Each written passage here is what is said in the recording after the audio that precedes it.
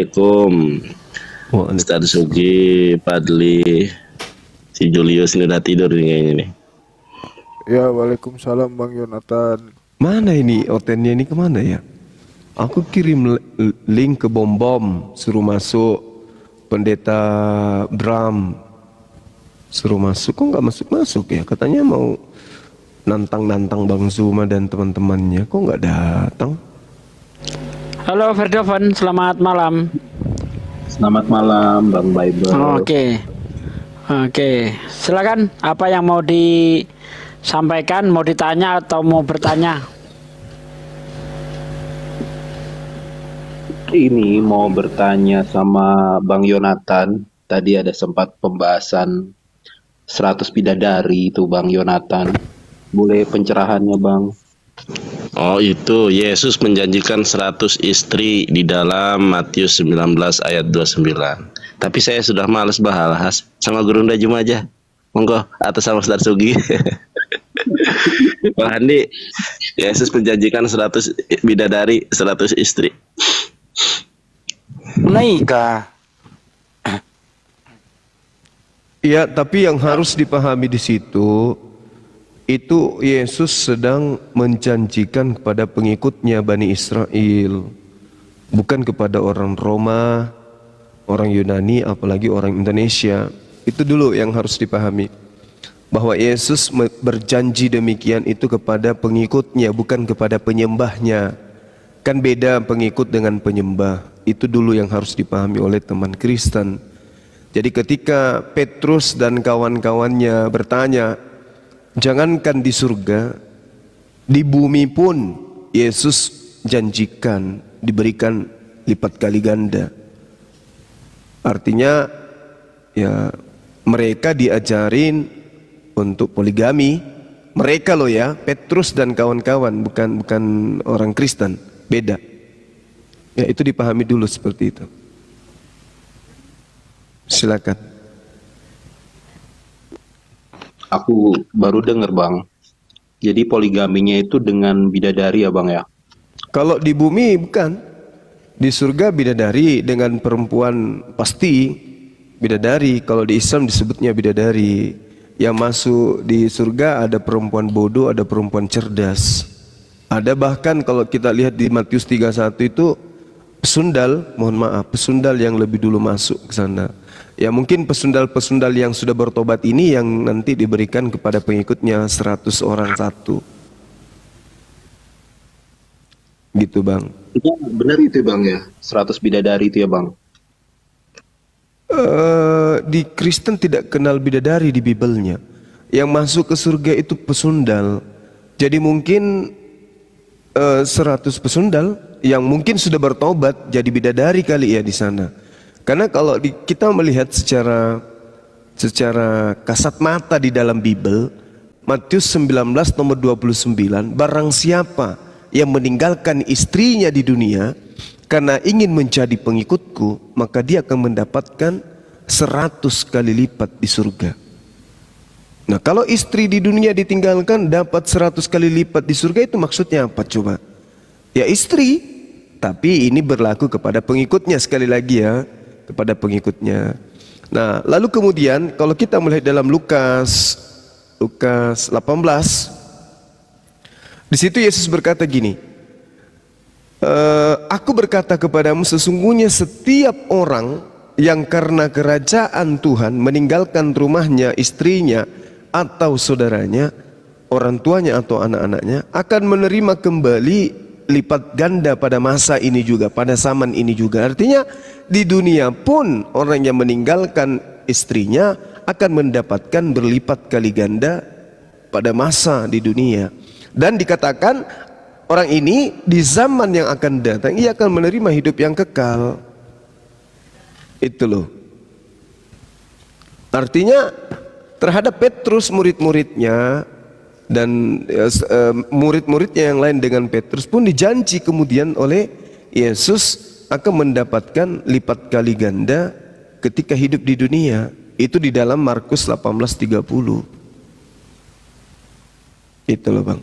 Nah, cuman data-data ini biasa sudah pasti nggak dipakai di gereja, itu udah pasti itu. Tidak mungkin diajarin. Kalau kita lihat di dalam Matius 13:23, Markus 4:8, istri itu berkali-kali lipat. Ya. Karena memang Lukas 20:30 jawab Yesus kepada mereka, orang-orang dunia ini kawin dan dikawinkan. Seperti itu, Bung.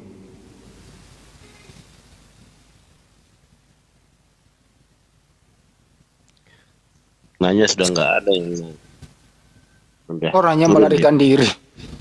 belum apa-apa. Ayo teman Kristen di bawah kalau mau naik bertanya silakan. Energen, selamat malam. Selamat malam, Malam Bang. Abang Kristen ya Bang? Bang Andi. Pastinya dong. Oh, mantap. Ada yang mau ditanyain Bang? Silakan. Oke, aku ingin bertanya. Monggo. Kapan? Oke. Kapan? Udah boleh aku bertanya? Boleh Bang, dari tadi kan dipersilahkan. Oke. Silakan dijawab Bang Juma. Bagaimana pertanyaannya? Ya, silakan. Jadi kalau kita lihat di dalam 1 Korintus 7:26 sampai seterusnya satu perikop, seperti yang diajarkan oleh guru saya Akhizugi, di situ dikatakan ya kalau ada orang yang beristri ya pura-pura aja, jangan seperti seakan-akan belum menikah gitu, seakan-akan belum beristri. Oke. Saudara-saudara, inilah yang kumaksudkan, yaitu waktu telah singkat. Karena itu dalam waktu yang masih sisa ini, orang-orang yang sudah beristri harus berlaku seolah-olah mereka tidak beristri. Gitu. Ya, gimana? Terjawab pertanyaannya, Bang? Terjawab Bang. Terima kasih. Pertanyaan kedua, Pak Energen. Oke, ingin bertanya. Baik, saya jawab. Terima kasih. Jadi gini. Iya, silakan Bang Juma. Ya, Di dalam Al-Quran surah Maryam, ya, ketika kemudian malaikat Jibril atau Roh Kudus itu datang kepada Maryam, Allah mengatakan Roh Kudus itu menampakkan diri kepada Maryam di hadapannya dalam bentuk manusia yang sempurna. Fattahazat min dunihim hijaban fa arsalna ilaiha ruhana fatamatsala laha basharan sawiyan. Jadi kalau malaikat saja itu bisa kemudian diutus dalam bentuk laki-laki, untuk apa kemudian Tuhan mengutus dirinya? Malaikat aja yang disuruh untuk datang datang dalam bentuk malaikat. Nggak usah Tuhan, karena Tuhan itu diikat oleh keadaannya yang maha kuasa. Nggak mungkin kemudian dia berubah menjadi tidak berkuasa. Seperti itu. Makasih. Mudah-mudahan pertanyaannya dengan jawaban saya itu bisa tepat. Jelas sekali Ya. Bang Juma. Jadi Pertanyaan ketiga Bang Handi. pertanyaan ketiga ini kita kembali ke Perdopen karena energi udah 2 pertanyaannya. Perdopen silakan. Tadi baru 1, Anda silakan. Oh, iya Bang. Jadi ya, penjelasannya 100 bidadari tadi ya Bang. Itu Iya, sama betul. Bang Jonathan juga tadi, Bang Nandar jadi sempat dijelasin. Iya. Jadi termasuk Yesus pun bercerita nanti di surga kawin 100 kali gitu Bang. Ada ayatnya tuh dibahas di mana ya Bang Nandar ya tadi ya? Apa aku bukain ya? Nih, Guru Nda boleh sedikit ya? Iya, silakan. Jadi pertanyaan ketiganya Saudara Energi nanti aja ya Bang ya. Kita sudah terima pertanyaan, nanti kita jawab setelah ini. Host mohon besarin nih, Matius 19 ayat ke-29, dan setiap orang karena namaku meninggalkan rumahnya, saudara laki-laki atau saudara perempuan, bapak atau ibunya, anak-anak atau ladangnya, akan menerima kembali 100 kali lipat, akan memperoleh hidup yang kekal. Jadi di dalam Matius 19 setelah kata ibu itu dihilangkan kata istri. Sementara di dalam bahasa Ibrani, nanti saya tunjukkan dalam bahasa Ibrani dan di dalam bahasa Yunani ya. Di sini dikatakan veholmi sya'ajabatim au akhim pa'ahayot, siapa yang meninggalkan rumahnya, batim ya. Di sini disebutkan batim, rumah-rumah. Kalau rumahnya satu, bait. Kalau rumahnya banyak, batim. Au ahim. Kalau ahim itu saudara laki-laki yang banyak ya. Fe'ahayot. Dan saudara perempuan. Au ab atau bapak. Kemudian fa'em dan ibu. Au isah, istri. Saya justru kenapa ini di dalam Matius 19 ayat ke-29 di dalam LAI setelah kata ibunda langsung ke anak-anak. Padahal di dalam bahasa Yesus setelah kata umi atau faem itu langsung ke isah. Coba yang lihat telunjuk yang saya tunjukkan ke bahasa Ibraninya. Au isah, baru setelah istri, au banim, baru ke anak. Au syadot, baru ke syadot. Ini di dalam bahasa Ibrani. Kita lihat di dalam bahasa Yunani. Nah, mana? 29 ya. Di sini disebutkan ayat ke-29. Sebentar, ayat 29. Nah, perhatikan ayat ke-29. Kaifas ho afihen hoikias he adelphos he adelphas he fatera. Kalau dalam bahasa Inggris father, he metera. Kalau dalam bahasa mother, he gunaika, ada kata istri, baik di dalam bahasa Ibrani maupun di dalam bahasa Yunani. Tapi di dalam bahasa Indonesia dihilangkan kata istri. Oleh karenanya hanya di Asia Tenggara orang-orang Kristen yang masih menghina tentang 72 bidadari. Kalau di Israel orang-orang Kristen tidak pernah menghina 72 bidadari. Kenapa? Karena Yesus di dalam Matius 19 ayat ke-29 menjanjikan 100 istri bagi orang-orang yang meninggalkan satu istri di dunia. Untuk apa? Untuk memperjuangkan kebenaran yang Yesus sampaikan ketika hidup di tengah-tengah mereka. Itu ya, paham ya sampai di sini ya? Oke, jelas. Baik. Tapi dalam bahasa ya, silakan Anda. Tapi ada hal yang menarik di sini. Ketika kemudian masuk ke surga, istri tidak dibawa di terjemahan ini. Tapi ketika membenci, istri dibawa. Contoh misalnya di dalam Lukas 14:26. Jikalau seorang datang kepadaku dan ia tidak membenci bapaknya, ibunya, istrinya, anaknya, saudara laki-laki, saudara perempuan, bahkan nyawanya sendiri, ia tidak dapat menjadi muridku. Jadi ketika prinsipnya membenci, istri dibawa. Tapi ketika prinsipnya dijadikan sebagai istri lagi di surga, istri ditinggalkan. Jadi dalam hal keluarga, kan ada beberapa keluarga inti, ayah, ibu, ya kan? Ayah, ibu, anak, istri, kan gitu. Saudara laki-laki, saudara perempuan, mertua laki, mertua perempuan. Ini kan keluarga inti nih di 8 ini. Gitu kan? Ayah, ibu, istri, anak, saudara perempuan, saudara laki-laki, mertua laki, mertua perempuan. Ini kan keluarga inti 8 ini. Dan selalu saja Yesus itu bawa ketika dia berbicara. Tapi ketika dikatakan kemudian kembali ke surga diberikan berlipat kali ganda, istri dilupa. 3 kali lah ini Lembaga Kitab Indonesia. Bukankah orang yang paling dekat dengan suami, dengan anak-anak itu adalah istri? Kok istri tidak dibawa di situ di terjemahan?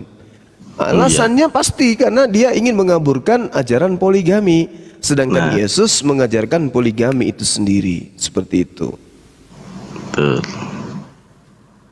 Ini Bang Handi harus tanggung jawab ini. Tadi saudara Energen itu belum ada tanya apa-apa loh. Bang Handi, Energen kabur Bang Handi, dikerjain tadi 2 pertanyaan katanya. Padahal dia belum nanya apa-apa, bingung dia itu, gak tidur anaknya orang. Bang Handi tanggung jawab Bang Handi. Bingung dia tadi tuh, kok ini orang aku nggak Kesimpulannya ngomong Bang Nandar, apa-apa. istri itu bidadari ya Bang Nandar ya. Mana? Kesimpulannya katanya Dek. Pasangan itu, pasangan. Pasangan Istri. sebenarnya istri, Iya. istri. Istri itu Kan bidadari itu istri sebetulnya. Sinonim istri. Jadi justru yang harusnya Anda renungkan, kenapa LAI menghilangkan kata istri, sehingga ketika kata istri itu dihilangkan, makanya orang-orang Kristen di Indonesia ini masih menghina 72 bidadari. Mereka tidak sadar kalau Yesus menjanjikan 100 istri. Makanya dihilangkan tuh di dalam LAI. Coba Anda lihat di dalam King James Version. Coba Anda lihat di dalam di dalam Greek Koine-nya ada kata gunaika. Ini coba Bahasa Arab juga ada istrinya, bahasa Arab. Nah, bahasa Arab. Dalam bahasa Arab juga disebutkan di situ. Amarroh. Betul. Au apa, au umi, au amarroh, au walad. Nah itu dia. Ada istri di situ. Awalat anak. Betul. Gitu Perdovon. Silakan sama Gerunda aja. Aku tadi akhiri live karena aku pengen nimba ilmu di sini. Gitu. Silakan Gerunda. Ada Ustadz Sugi, ada Bang Hindi, gitu. Ada Habaib. Istri itu maksudnya di copy paste gitu ya, jadi 100 kali istri kita gitu ya Bang Nandar ya. Ya, artinya Gerunda Juma, silakan Gerunda Juma yang menjelaskan ya. Iya. Saya belajar dari Gerunda Juma. Jadi gini, data itu kan sudah jelas sekali tuh Bang. Di Matius 19 itu kan. Itu kan iming-iming Yesus. Barang siapa yang meninggalkan istrinya karena aku, kan gitu. Dikasih iming-iming, maka dia akan mendapatkan 100 kali di surga. Sama seperti baginda Rasulullah Muhammad sallallahu alaihi wasallam ketika datang di bangsa jahiliyah, di mana bangsa jahiliyah itu gemar melakukan sesuatu yang sifatnya maksiat, persinahan dan seterusnya. Rasulullah mengajak mereka untuk meninggalkan persinahan. Rasulullah mengajak mereka meninggalkan hal-hal yang sifatnya seks bebas, dengan janji bahwa ketika kau meninggalkan itu maka di surga nanti kau akan mendapatkan 72 bidadari. Nah sama yang dilakukan oleh Yesus. Barang siapa yang meninggalkan istrinya karena aku, maksudnya meninggalkan istri yang tidak mau ikut dengannya untuk menjadi pengikut Yesus. Ini kan ucapan Yesus kepada Bani Israel. Maka dia akan mendapatkan 100 kali lipat nanti di surga. Janji. Ya, implementasinya nanti kita lihat di surga. Implementasinya. Yang pasti Yesus menjanjikan kepada suami-suami yang meninggalkan istrinya demi menjadi pengikut Yesus, maka dia akan memperoleh 100 kali lipat. Bagaimanapun nanti bentuknya, yang jelas 100 kali lipat. Apakah dia itu dikawinkan dengan 100 istri sekaligus atau kayak mana? Ya, wallahu alam. Lihat aja nanti. Yang pasti di sini adalah Yesus, Anda harus pahami, menjanjikan 100 istri kepada pengikutnya. Nah sekarang permasalahannya saudara bukan pengikut, saudara penyembah. Ada nggak janji Yesus kepada penyembahnya? Ada. Apa itu? Dilemparkan ke neraka. Itu penyembahnya Yesus itu dijanji juga.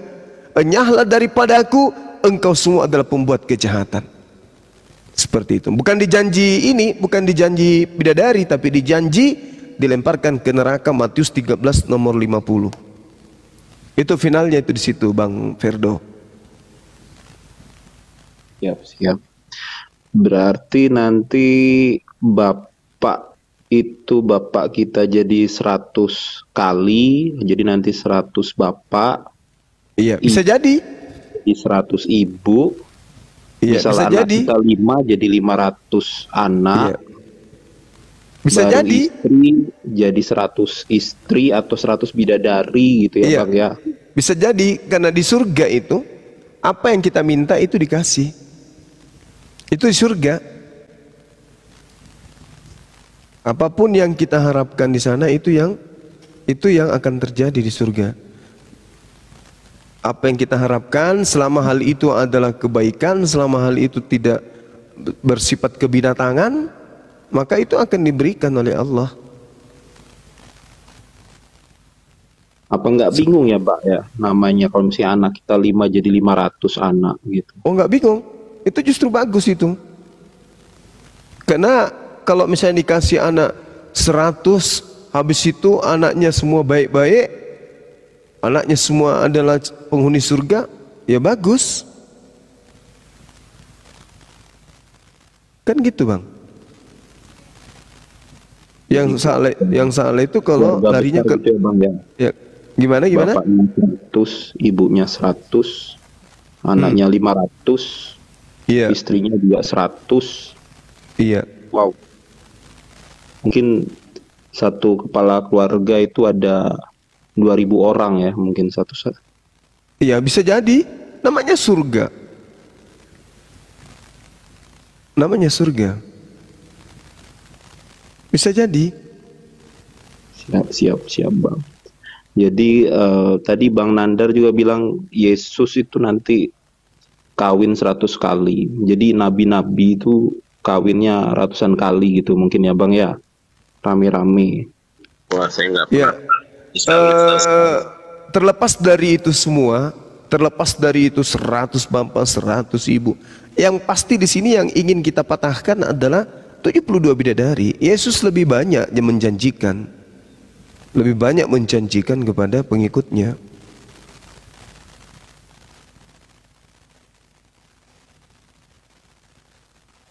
Kan gitu poinnya. Iya. Mungkin satu kakak itu 2000, satu RT itu mungkin 1 juta kali ya, Bang ya. Itu Bisa RT. jadi. Karena surga itu seluas langit dan bumi. Bayangkan itu kalau luasnya surga tuh. Seluas langit dan bumi luasnya. Bumi ini aja luasnya minta ampun. Ini surga luasnya seluas langit dan bumi.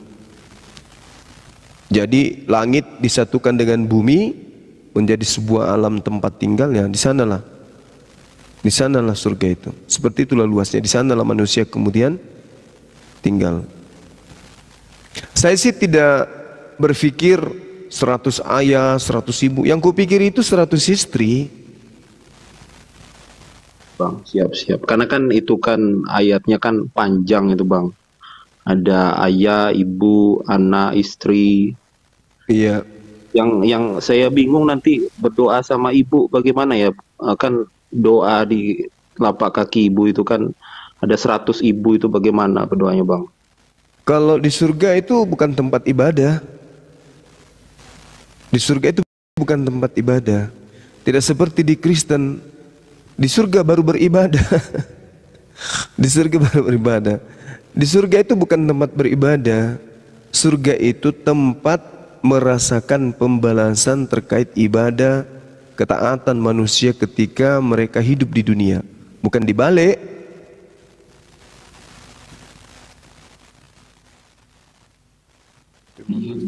Jadi kalau ibu kita 100 itu bagaimana, Bang? Beda ini. Ya, beda bisa jadi yang dimaksud di sana ibu 100 itu kedudukan sebagai ibu. Kedudukan sebagai ibu artinya kasih sayang. Tapi kalau kedudukan sebagai istri artinya ya 100 wanita yang bisa kemudian dijadikan sebagai tempat kenikmatan untuk suami. Bisa jadi. Jadi poinnya bukan di situ sebenarnya. Poinnya adalah bahwasanya Yesus menjanjikan 100 istri kepada pengikutnya. Terlepas apapun caranya nanti, yaitu di akhirat, bukan di dunia. Karena kehidupan akhirat itu tidak ada yang pernah bisa kemudian mereka-reka seperti ini di sana dan seterusnya. Nggak bisa, karena tidak bisa dipikirkan oleh pemikiran manusia. Gitu loh. Kalau ayah jadi 100 juga nggak, Bang? Apanya? Pak jadi 100 atau Bapak tetap 1, Bang? Maksudnya apa ini? Ini 100 kali itu kan ada bapak, ibu, Sebenarnya yang punya kewajiban untuk menjawab ini, sebenarnya yang punya tanggung jawab untuk menjawab ini itu Yesus. Karena Yesus yang menjanjikan. Kami umat Islam hanya menyadarkan kepada teman-teman yang suka menghujat 72 bidadari bahwa Yesus pun menjanjikan 100 istri kepada pengikutnya. Terkait dengan bagaimana bapaknya 100, bagaimana ibunya 100, ya tanya kepada Yesus, mungkin dia salah ucap. Bisa jadi cuma istri aja yang 100 ini. Kami tidak punya kapasitas untuk menjelaskan lebih jauh, karena ini adalah ucapan Yesus. Nanti tanya aja Yesus, kenapa kan bisa 100 ini, Bapak? Si Iya. Bang Nandar kan tadi sempat bahas ayat ini diterjemahkan seperti itu. Jadi kan saya membahas yang saya bahas itu penerjemahan dari Bang Nandar tentang 100 istri, 100 ayah, 100 ibu, 500 anak misalnya seperti itu kalau anaknya 5 gitu ya. Iya. Itu yang punya tanggung jawab itu Yesus untuk menjelaskan. Dan tugas kami hanya sampai kepada poin bahwasanya Yesus menyajikan 100 istri. Karena itu ada di dalam data kitab saudara terkait kemudian ayahnya juga 100, ibunya juga 100, itu tugas Yesus itu untuk menjelaskan. Makanya itu Bang, karena kan kalau nggak dibahas juga saya nggak kepikiran ayah jadi 100. Saya baca ayat itu nggak kepikiran ayah jadi 100, ibu jadi 100. Tapi gara-gara penjelasan Bang Nandar, ayahnya jadi 100, ibunya jadi 100, anaknya jadi 500, istrinya jadi 100. Ya bisa jadi. Bisa jadi kayak gitu.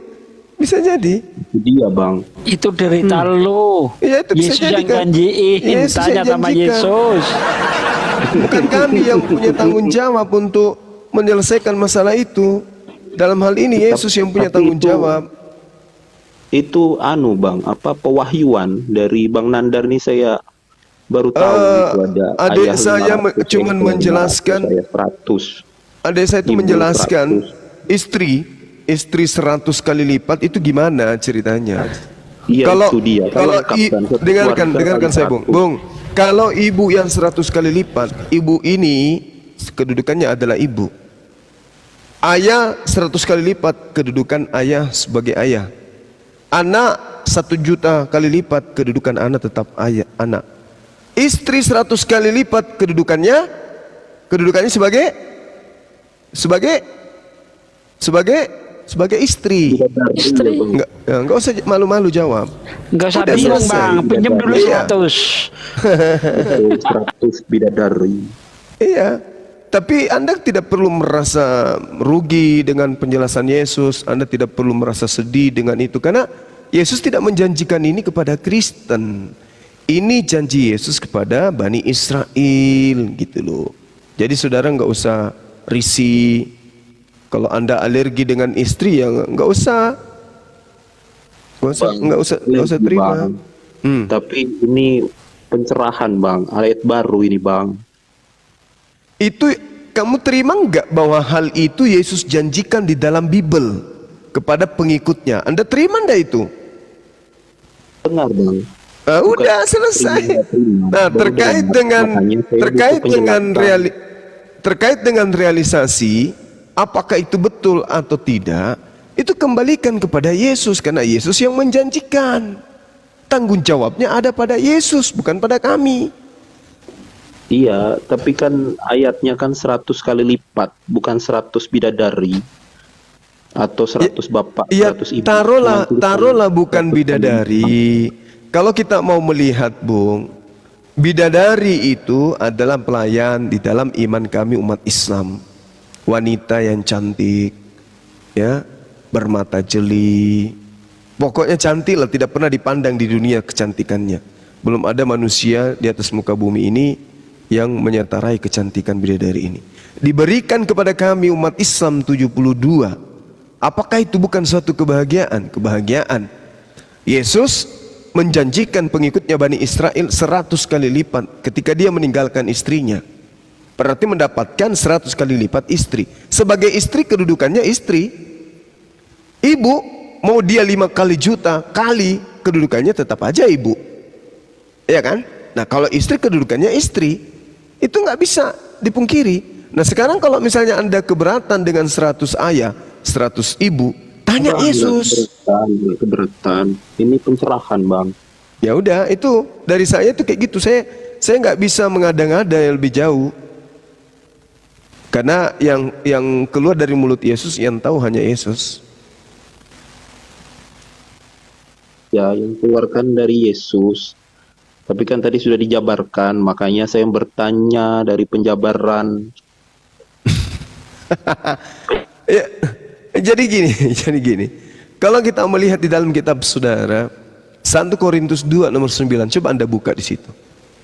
Tetapi seperti ada tertulis, apa yang tidak pernah dilihat oleh mata, dan yang tidak pernah didengar oleh telinga, dan yang tidak pernah timbul di dalam hati manusia, semuanya yang disediakan Allah untuk mereka yang mengasihi Dia. Itu di mana ini yang diceritakan? Di surga.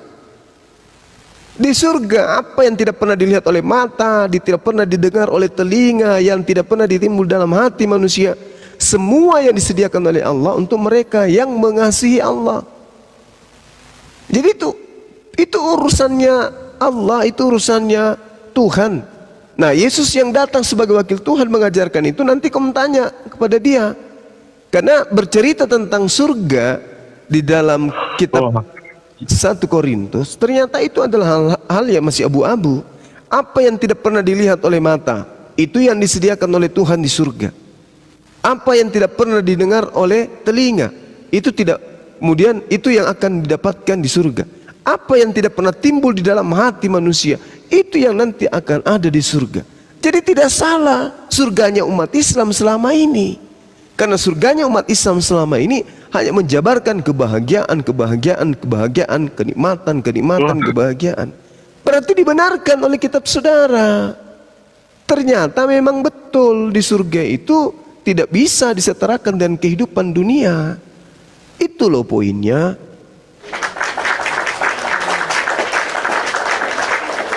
Apa yang tidak pernah dilihat oleh mata, itu akan ada di surga. Apa yang tidak pernah didengar oleh telinga, itu yang tersedia di surga. Bahkan apa yang tidak pernah timbul di benak dan pikiran manusia, itu yang disediakan oleh Allah di sana. Jadi kalau hanya sebatas 72 bidadari, itu kecil, men. Kecil.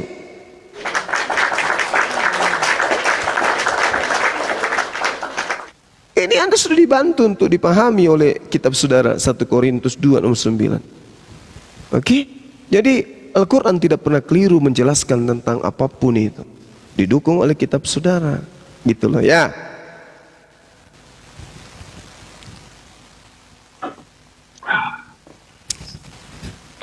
Mantap bang. Pencerahannya luar biasa bang.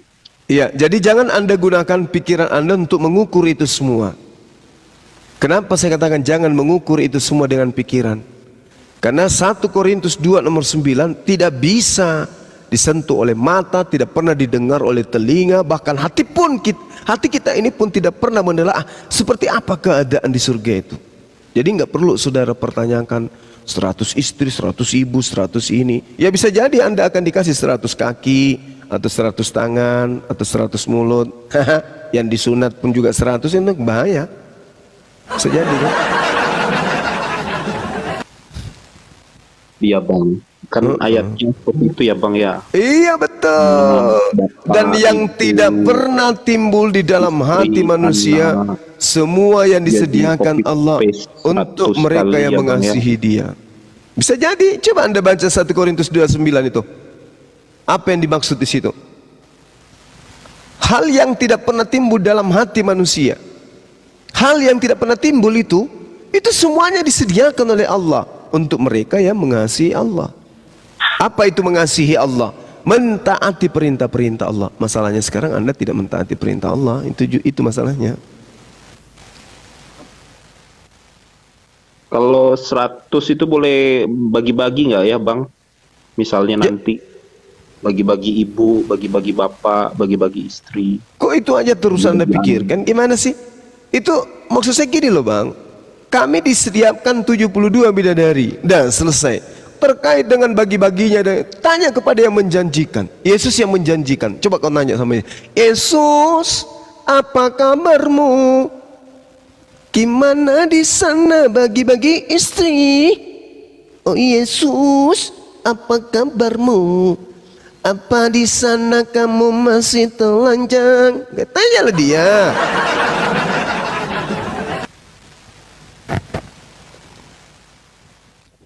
Jangan kau persulit saya bukan Yesus. Tidak, Abang kan sudah memberikan pencerahan, Bang. Ya udah saudaraku. Kenapa Bang cuma yang Makanya, ditekan? Saya bertanya-tanya dengan pencerahan yang baru tadi. Coba tanya Pak Samuel, di ini asistennya Paulus itu, Pak Samuel, coba tanya. Pak Samuel, kenapa pirangnya warnanya coklat? Coba tanya beliau. Kenapa enggak warna pink? Bro, ngopi dulu bro, ngopi bro. Oh ya ngopi. Aku malam ini terhibur oleh apa? Iya, Torabika Bang. Kenapa? Ngupil dulu apa ngopi dulu? Bentar, Bang. Pak Samuel Manap ternyata laki-laki ya? Kenapa Bang? Kenapa bro? Ternyata abang laki-laki. Lu pikir apa?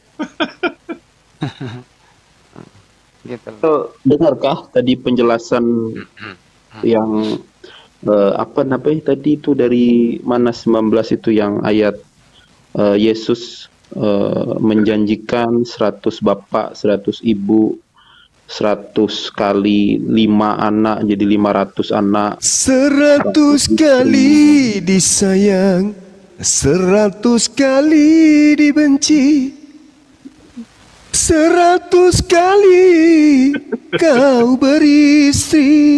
Nah kau mati copyright enggak ya? Enggak dong, kan lagu ciptaanku sendiri. Siapa suruh maksakan saya? Iya guys.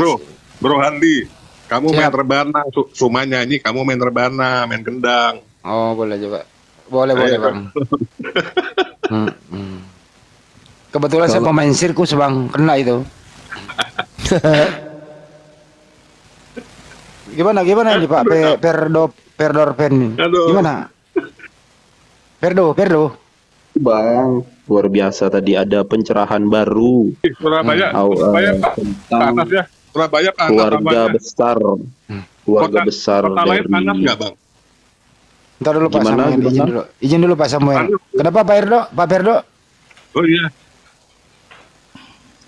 Aku tadi Bang Andi yang tadi keluarga besar tentang 100 bapak, 100 ibu, 100 kali jumlah anak, misalnya anak 5 jadi 500, anak 10 jadi 1000, terus 100 istri. Saudara gini, kayaknya dari Bang gini. Kamu pernah baca kitabmu Matius 12 nggak? Pernah nggak baca Matius 12? Pernah nggak? Matius 12 Bang. Iya, Berapa? pernah. Ayat berapa? Coba baca di data 47 sampai 50. Maka seorang berkata kepadanya, lihat ibumu dan saudara-saudaramu ada di luar dan berusaha menemui engkau. Tetapi Yesus kepada orang yang menyampaikan berita kepadanya, siapa ibuku? Dan siapa saudara-saudaraku? Kata Yesus, sebab siapapun yang melakukan kehendak Bapakku di surga, dialah saudara-saudaraku laki-laki, dan dialah saudara-saudaraku perempuan, dan dialah juga ibu-ibuku. Apa maksudnya? Yesus aja ibunya bisa banyak, bahkan ratusan. Saudara-saudaranya juga bisa banyak, apalagi saudara-saudara Kristen. Kan Yesus mengatakan, siapa ibuku, siapa saudaraku? Siapapun yang melakukan kehendak Bapakku di surga, dialah saudara-saudaraku. Berarti saudara Yesus banyak. Dialah ibuku. Dialah ibuku. Berarti ibu Yesus banyak. Bagaimana dengan istri? Istri juga banyak. Jadi Anda itu jangan heran. Pak. Jangan heran kalau bicara kayak begitu. Oke. Lari sih. Terpental. Ya, selanjutnya di sini ada Dokter Adi. Selamat malam Dokter Adi. Selamat pagi. Pagi. Gimana? Oh ya, pagi. Selamat pagi. Baik, terima kasih Pak Juma. Selamat pagi atas penjelasannya. Jadi Pagi. saya dengar tadi ada istri dihilangkan, tidak Ya. dihilangkan. Di Tapi- Lukas berapa itu? Lukas berapa itu Pak? Lukas Waduh, tidak dihilangkan. ayat. Ada kata istri di situ Pak. Pak Juma baca Lukas 18 ayat 29. Ada kata istri. Ya, yang kita bawa Matius Jadi nggak 19:29. Baik, kita baca Matius 19:29. Oke. Jadi saya baca, saya terjemahkan. Dan setiap orang yang karena namaku meninggalkan rumahnya, saudaranya laki-laki atau saudaranya perempuan, bapak atau ibunya, anak-anak atau ladangnya akan menerima kembali 100 kali lipat dan akan memperoleh hidup yang kekal. Jadi Pak Juma, di dalam kekristenan yang hidup kekal itu tidak kawin dan tidak dikawinkan. Maksud ayat ini adalah bahwa dia akan menerima utuh. Contoh, Ayub anaknya itu 7 laki-laki, 3 perempuan Bapak, meninggal. Pak. Sebentar, saya terangkan dulu. Memang Saya di terangkan surga dulu. tidak Jadi, ada lagi pesta kawin, Pak. Nggak ada lagi. Tidak pesta ada. pernikahan. Iya. Tidak ada. Yesus itu tidak salah. Meskipun kemudian dia nanti itu ya kemakan bicaranya sendiri. Di surga itu mana ada orang lagi pesta-pesta kawin? Oh, ada kawin lagi sih? Nggak ada, Pak. Nggak ada lagi kawin mawin, nggak ada di surga. Yang ada Setuju. suami istri gitu loh. baik. Nah, cuman Pertanyaan masalahnya saya, jangan bertanya dulu. Masalahnya Yesus itu mengatakan tidak ada kawin mawin, sementara dia mengawini semua umatnya, laki perempuan jadi mempelai wanita semua. baik. Gini aja saya deh, terangkan. gini aja deh Pak. Matius 19 nomor 29. Yesus menjanjikan 100 kali lipat istrinya. Orang yang meninggalkan istrinya ketika menjadi pengikut Yesus akan mendapatkan 100 kali lipat istri. Itu dulu bantah. Matius 19:29. Nah, silakan. Saya bantah, itu kan penafsiran Bapak. Jadi yang saya masukkan di situ, dia akan menerima kembali. Ya, kalau dia kehilangan istri akan kembali. Makanya aku bilang tadi, Lipat kembali berapa kali lipat? jangan diterjemahkan dengan penafsiran sendiri, Pak. Ya. Bukan penafsiran Jadi- itu, Pak Dokter. Anda seorang dokter, tapi kok gimana cerita Anda baca data?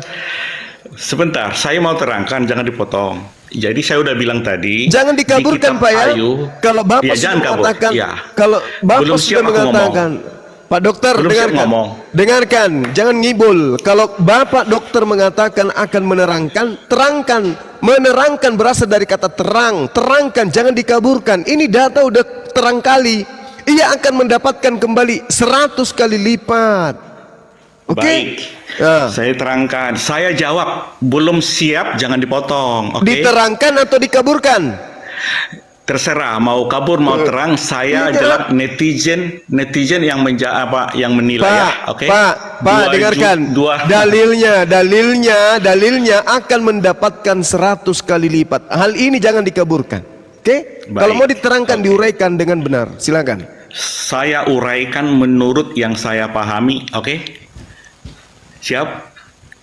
Jadi saya udah lama tadi mendengar Pak Juma, saya sabar ya. Saya sabar sampai selesai baru aku naik. Ya, saya tetap komit menghargai orang yang bicara. Ya, saya ingin bicara ya, karena saya ingin dihargai juga.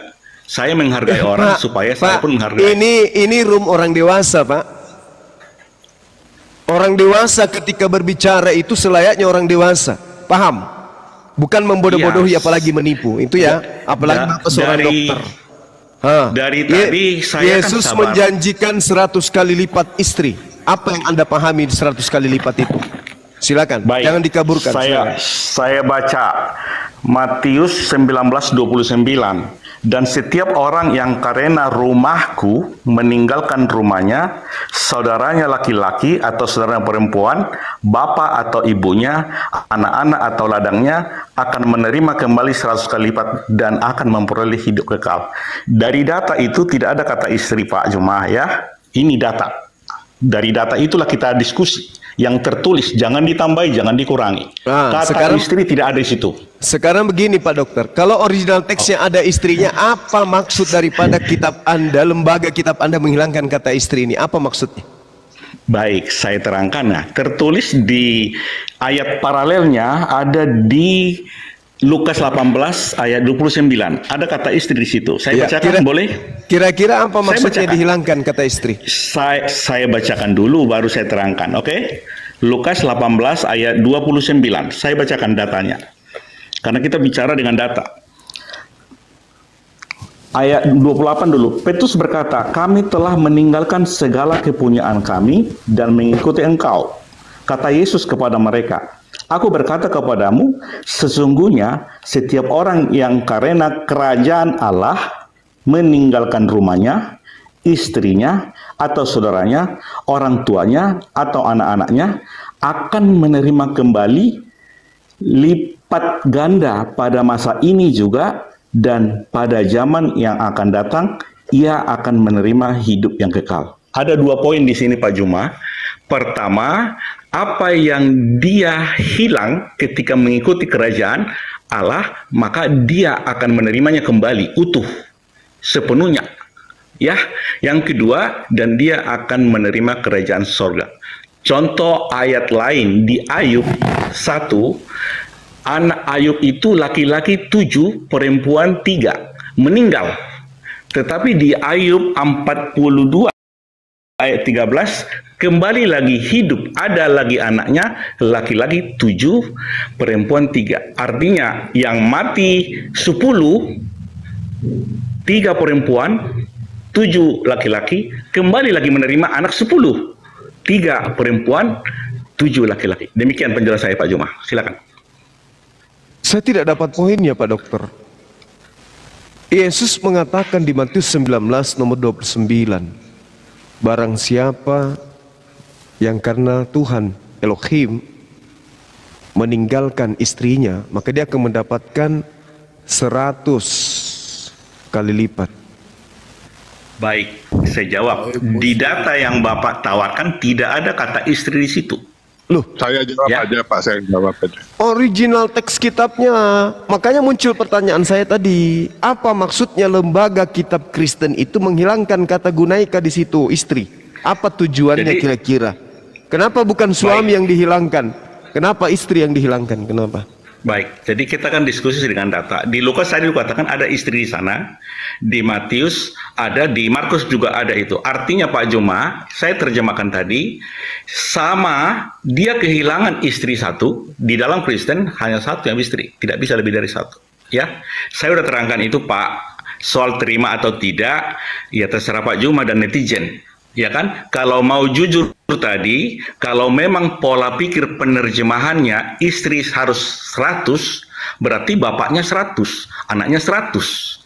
Kan tadi saya udah dengar itu, saya sabar mendengar di bawah, nggak masalah. Begini loh, jadi harus fair. Begini loh Pak Dokter, ketika Yesus di dalam Matius 12 ditanya oleh saudaranya, oleh muridnya, kamu, dikatakan di dalam Matius 12:47 itu, dikatakan bahwa ketika seorang datang kepada Yesus, ada ibu mendatang. Yesus mengatakan, siapa ibuku? Siapa saudara laki-lakiku? Siapa saudara perempuanku? Sesungguhnya, itu perkataan di dalam kitab saudara sendiri. Sesungguhnya siapapun yang melakukan kehendak Bapakku yang ada di surga, dialah ibuku. Coba Matius 12 itu, siapapun yang melakukan kehendak Bapakku yang ada di surga, dialah ibuku. Kira-kira ada berapa banyak orang yang melakukan kehendak Bapa di surga? Kalau ada 100 juta, 100 juta itu ibuku. Coba. Kalau ada, tunggu sabar. Kalau ada 100.000 orang yang melakukan kehendak Bapa di surga, dialah saudara-saudaraku. Artinya, kalau ada 100.000 orang yang melakukan ketaatan kepada Tuhan yang ada di surga, dialah istriku.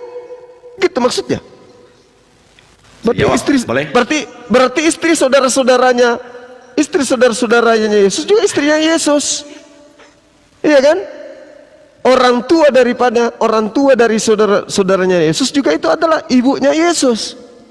Saudara perempuan dari saudara perempuan teman-temannya Yesus yang juga percaya kepada Bapa yang di surga itu adalah saudara-saudaranya Yesus. Berarti istri dari teman-temannya juga adalah istrinya Yesus. Nggak ada yang keliru di situ, Pak Doktrin. Nggak ada. Boleh saya jawab? Saya bacakan teks aslinya ya, Matius 17:29 ya. Ada istri nggak di sini? Kaipas hostis apeken oikas oikias adelpaus adelpas petra matera geneika. Ada kata geneika? Nih, dicek dalam bahasa aslinya.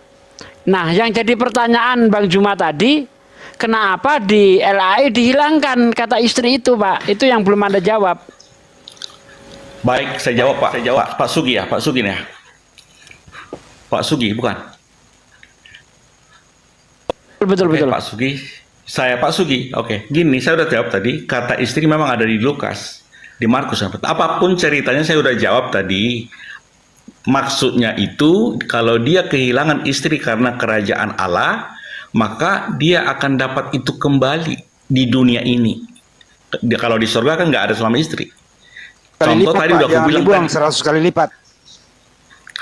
Kalau 100 kali lipat itu atau lipat ganda itu Pak Handi, itu kan gaya bahasa, dan yang firman ini kan disampaikan Yesus ke murid-murid, bukan konsumsi publik seharusnya ya.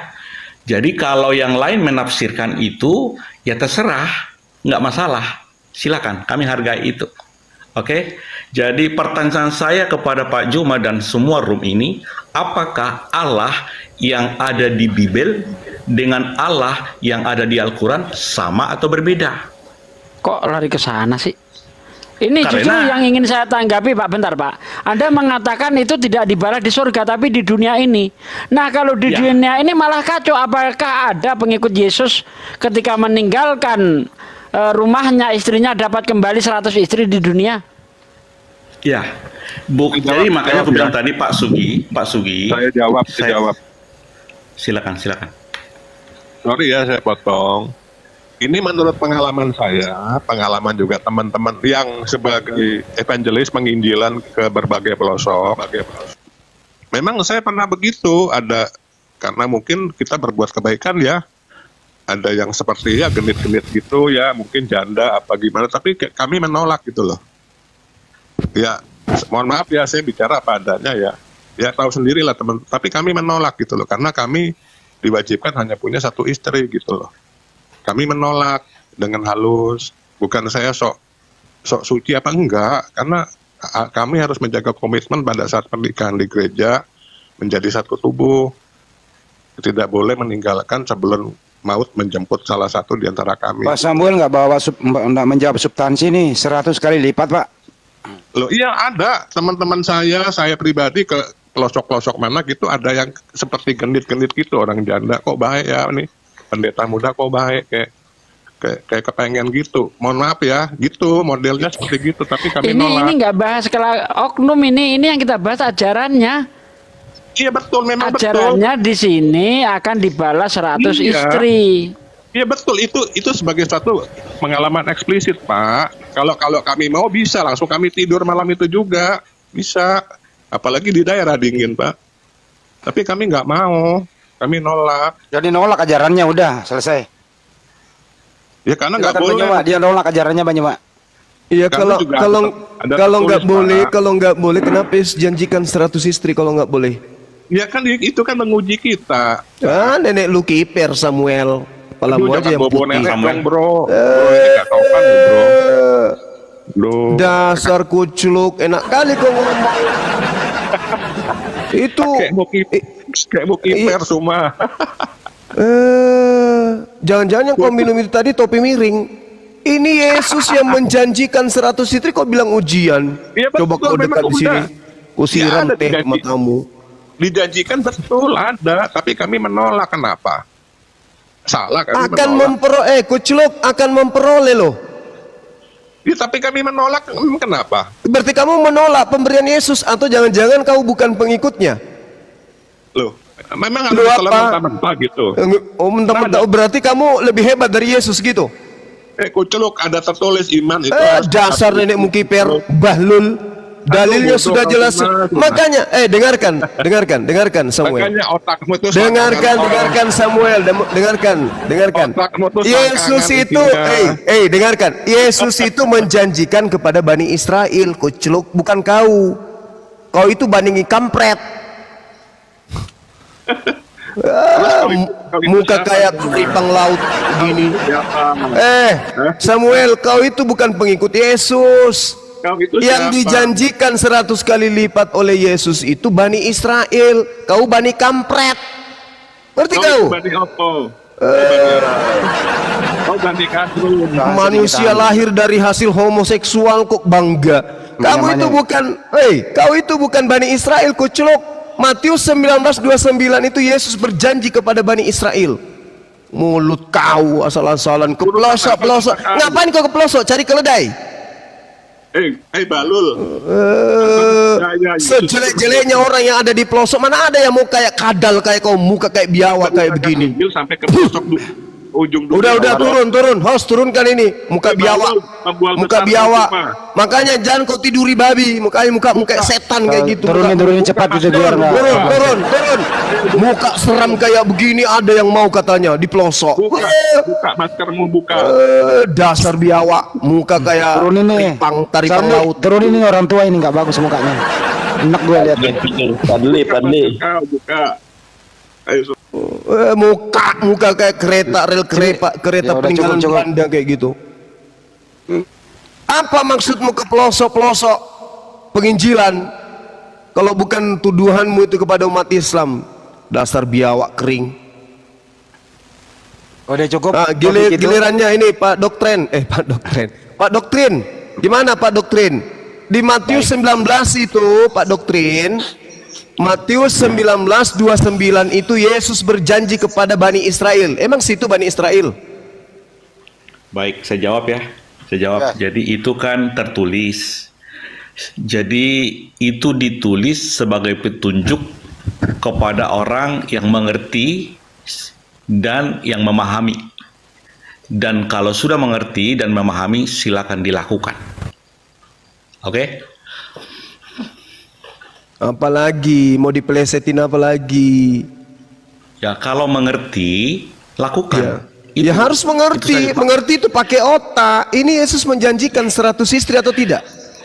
Ya saya udah katakan tadi, pemahaman saya itu bukan menjanjikan 100 istri. Kan data itu tidak ada kata istri. Menjanjikan data 100 itu tidak ada apa? kata istri. Artinya saya udah tadi bikin, kalau dia kehilangan, dia akan kembali sama seperti tadi, mati 10 anaknya, kembali lagi 10. Bukan begitu. Jadi utuh. Pak Doktrin. Itu yang saya pahami. Jadi gini Pak Doktrin. Itu yang saya pahami. Silakan. Pak Doktrin. Di sini Yesus menjanjikan 100 istri.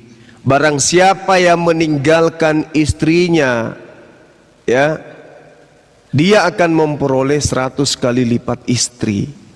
Kenapa Anda jadi sengsi? Itu kan janji Yesus kepada Bani Israel, bukan kepada Kristen. Baiklah kalau Iya, gitu. kan? Jadi itu ke Israel. Jadi karena saya nggak Israel, berarti bukan sama saya kan? Oh iya. Jadi umat Israel dijanjikan 100 istri, umatnya Nabi Muhammad dijanjikan 72 bidadari. Nah, kalian nggak ada janji kecuali neraka. Itu aja. Baik. Terus ada lagi topik lain mau dibicarakan? Ya, saya rasa dari saya cukup dulu. Yang lain silakan. Ya. Tadi topik apa tadi? Dokter Adi apa? Yang mau bawa? Gimana? Ya, tadi mengenai kata Allah itu tadi, kamu dibahas itu. maksud saya apakah Allah yang ada di Bible dengan Allah yang di Quran itu sama atau tidak? Saya bertanya. Tidak ada Allah di Bible, Pak Dok. Tidak ada Allah di Bible, Pak Dokter. Tidak ada Allah di Bible. Jadi yang disembah oleh Bible yang disembah dengan Al-Quran sama nggak? Beda. Oke. Makanya yang pertama di Perjanjian Baru ya, beda. Terus di Perjanjian Baru ini kan salah terjemahan ini karena dari bahasa Ibrani, Yunani ke Belanda, ke Melayu tinggi, Melayu rendah, ke bahasa Indonesia, maka ada kata-kata Allah di situ. Udah terlanjur salah ya, tapi yang terlanjur salah itu saya pahami. Ini saya pahami bahwa di Keluaran 6 ayat 1 Allah yang berfirman kepada Musa, akulah Tuhan. Itu Keluaran 6 ayat 1 bahwa Allah itu Tuhan. Lalu di ayat 2-nya Tuhan yang telah menampakkan diri kepada Abraham, Ishak dan Yakub sebagai Allah yang Maha Kuasa, tetapi dengan namaku Tuhan belum menyatakan diri. Jadi yang saya pahami, Allah yang berfirman kepada Musa itu Tuhan. Allah yang menampakkan diri kepada Abraham, Ishak dan Yakub itu Tuhan. Lalu di Yeremia 10 ayat 10 bahwa Tuhan itu adalah Allah. Di Yesaya 43 ayat 11, aku adalah Tuhan juru selamat. Lalu di Lukas 2 ayat 11 kata malaikat, Yesus Kristus adalah juru selamat Tuhan. Artinya Tuhan yang ada di Perjanjian Lama yang berfirman kepada Musa yang menampakkan diri kepada Abraham, Ishak dan Yakub sama dengan Tuhan yang ada di Lukas 2 ayat 11. Malaikat berkata Yesus Kristus adalah Tuhan. Silakan. Sebelum ke Banyuma, saya pertegas dulu nih. Maksud Anda itu yang berfirman kepada Musa itu yang dilahirkan oleh Bunda Maria, Lukas 2:11. Yes, ya. Oke. Silakan Bang Juma, yang berfirman kepada Musa adalah Yesus yang dilahirkan Bunda Maria. Silakan. Sebenarnya gini loh, kalau teman-teman Kristen ini pakai akal, harusnya yang disembah itu jangan Yesusnya, harusnya yang disembah itu Paulus. Karena Paulus itu ngaku Bapak, sementara Yesus tidak pernah ngaku Bapak. Paling Yesus itu mengatakan, aku dan Bapa adalah satu. Paling kayak gitu. Kau menyebut aku guru dan Tuhan, dan benarlah katamu, aku ini memang benar guru dan Tuhan. Paling kayak gitu. Kenapa nggak sembah Paulus? Akulah yang menjadi bapakmu di dalam Yesus Kristus. Nah tuh, kitab saudara Lukas, Markus, Matius, Yohanes, surat Petrus, kisah para rasul, dan suratnya Paulus itu adalah surat yang ditulis oleh pengarangnya untuk non-Yahudi, bukan untuk Israel, bukan untuk Yehuda. Berarti surat-suratnya mereka ini kitab kanon, dan surat Paulus itu bukan perjanjian baru. Ya, bukan perjanjian baru. Dan Anda coba lihat di data nomor 34 yang Anda baca tadi. Dosa-dosa mereka kuhapuskan dan tidak akan kuingat-ingat lagi. Anda bacakan tadi, apakah ketika Tuhan sudah mengatakan dosa-dosanya telah kuhapuskan dan tidak kuingat-ingat lagi, apa masih butuh penebusan? Masih butuh tumbal di atas tiang salib untuk nebus dosa? Dosa apa lagi? Anda kan sudah membaca, nggak ada lagi dosanya. Aku sudah melupakan dosanya. Aku telah menghapus dosa-dosa mereka. Lalu untuk apa lagi tumbal di atas tiang salib? Gak perlu. Dan Anda baca Yeremia 36, ketetapan-ketetapanku ini tidak akan beralih hanya untuk Bani Israel. Ketetapan perjanjian baru Tuhan hanya untuk Bani Israel, Bani Yehuda. Jangan Anda bawa-bawa wahyu menerangkan di Lukas, Markus. Tidak pakai itu. Itu karangan-karangan yang bukan firman Tuhan dan juga bukan tulisan para nabi. Ingat ya. Di dalam kitab saudara, Yesus berpesan, waspadalah kepada nabi palsu yang datang kepada kalian Bani Israel. Ingat, Kisah Para Rasul 13 nomor 1, Saulus sebelum bertaubat dia sudah nabi. Paham? Sekali lagi saya katakan, Paulus sebelum mengaku bertaubat dia itu sudah nabi palsu. Kisah Para Rasul 13 nomor 1, dia masuk dalam daftar nabi-nabi. Namanya siapa? Paulus? Namanya Saulus. Nabi palsu itu bernama Saulus, supaya dia bisa menyesatkan orang ngaku bertobat dan mengganti nama menjadi Paulus. Paham? Belajar lagi. Jadi perjanjian baru Tuhan kepada Bani Israel dan Bani Yehuda itu adalah hukum Taurat yang kemudian dibantah oleh si nabi palsu itu yang Anda tuhankan, Paulus. Belajar lagi Pak Dokter. Memalukan kalau seorang dokter kayak begini. Ya, pertanyaan saya ini yang ketiga kalinya. Tunjukkan di dalam firman Tuhan milik orang Yahudi bahwa inilah anakku Yesus, sembahlah dia. Mana coba? Kalau tidak ada, berarti hanya Paulus satu-satunya Tuhannya orang Kristen yang mengajarkan menyembah kepada Yesus.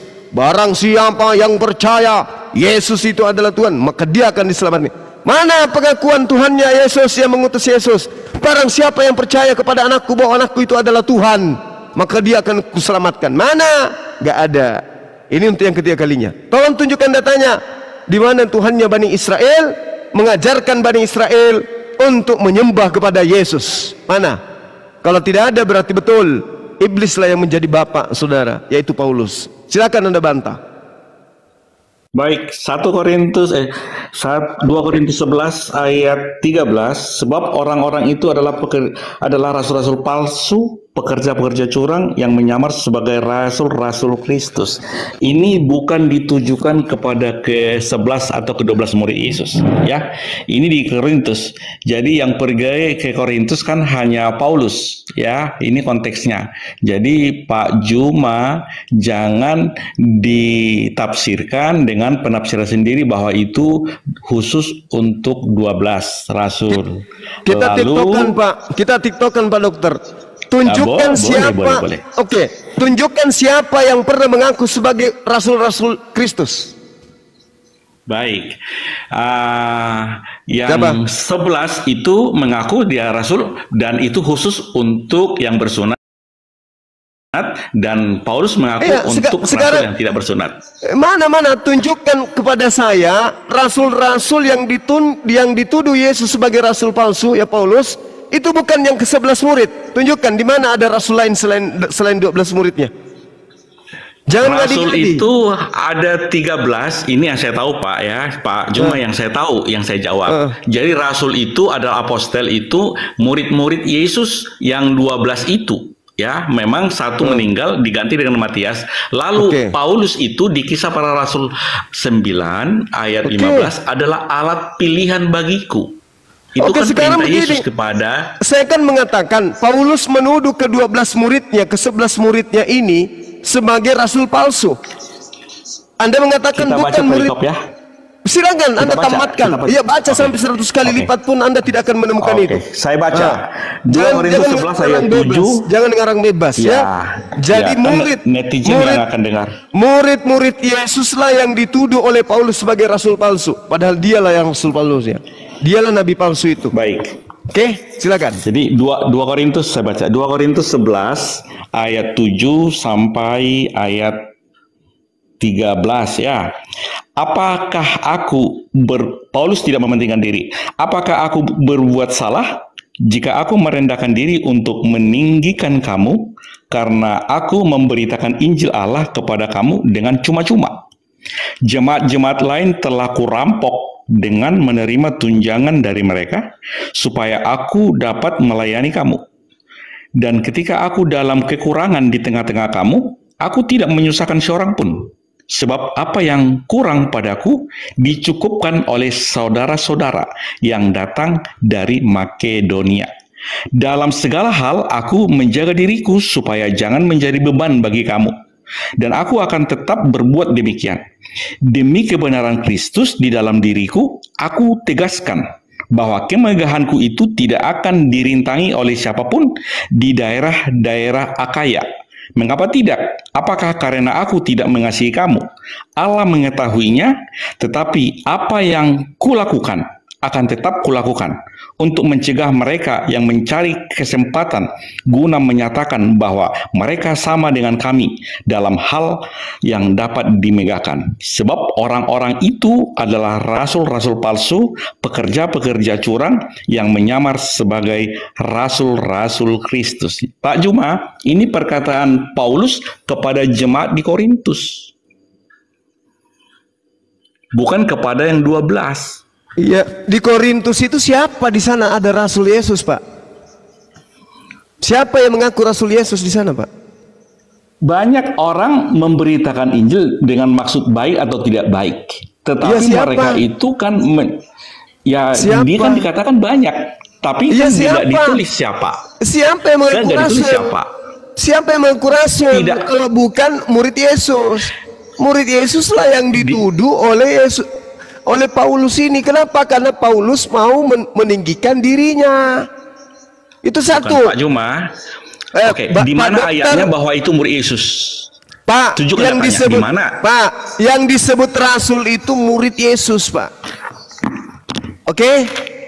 Maka yang disindir oleh Paulus di sini adalah murid Yesus. Paham?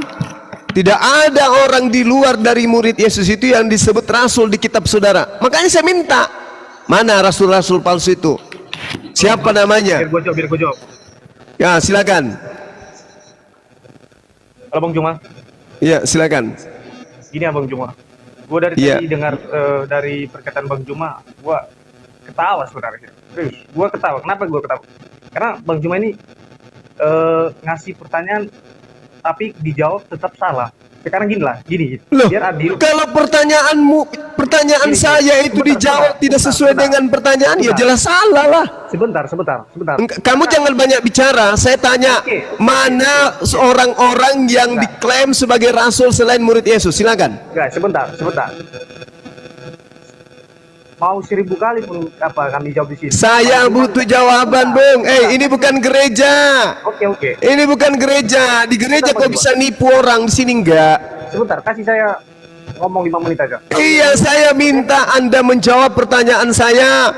Kalau Paulus itu tidak memfitnah murid Yesus sebagai rasul palsu, lalu siapa yang dia fitnah sebagai rasul palsu? Silakan. Saya mengerti apa yang Bang Juma. Ya jawab kalau gitu, jangan jualan obat. Ini bukan gereja. Karena saya tahu.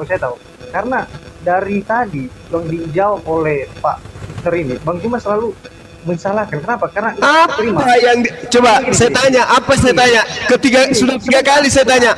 Tunjukkan data di mana Tuhannya Abraham mengatakan, inilah anakku, barang siapa yang menuhankan dia akan selamat. Mana? Tuhan Abraham, yaitu Allah. Ya, ingat ya, perjanjian lama Allah itu bukan Yesus, memang bukan Yesus. Tetapi setelah perjanjian baru, Yesus turun di dunia. Itu ajaran siapa? Kau dapat ilmu dari mana? Aduh, gini. Kamu membantah ajaran Yesus itu. Aduh, bocor halus, kirain pintar. 5 menit aja, kasih saya bicara 5 menit. Ya, tapi kalau bicaramu kayak dokter tadi itu apa gunanya? Oke, enggak kan. Habisin waktu. Enggak ada isinya.